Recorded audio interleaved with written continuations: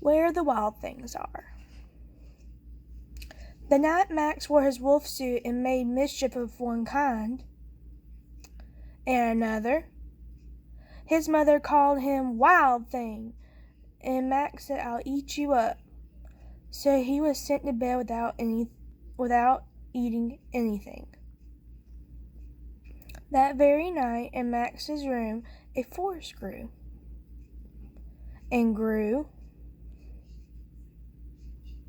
and grew until his ceiling hung with vines and the walls became the world all around. And the ocean tumbled by with a private boat for Max, and he sailed off through the night and day. And in and out of weeks and almost over a year to where the wild things are.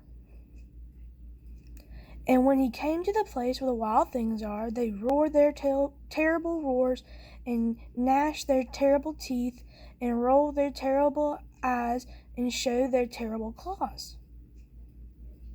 Till Max said, "Be still," and tamed with the magic trick of staring into their yellow eyes without blinking once. And they were frightened and called him the most wild thing of all, and made him king of all wild things. "And now," cried Max, "let the wild rumpus start."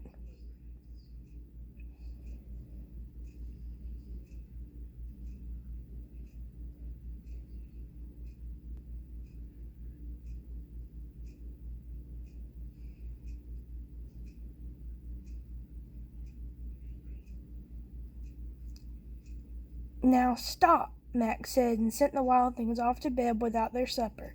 And Max, the king of the wild things, was lonely and wanted to be where someone loved him best of all. Then all round from far away across the world he smelled good things to eat. So he gave up being king of where the wild things are. But the wild things cried, "Oh, please don't go. We'll eat you up. We love you so." And Max said, "No."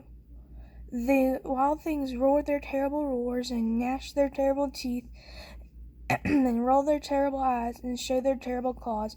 But Max stepped into his private boat and waved goodbye, and sailed back over a year and in and out of weeks and through a day and into the night of his very own room, where he found his supper waiting for him, and it was still hot.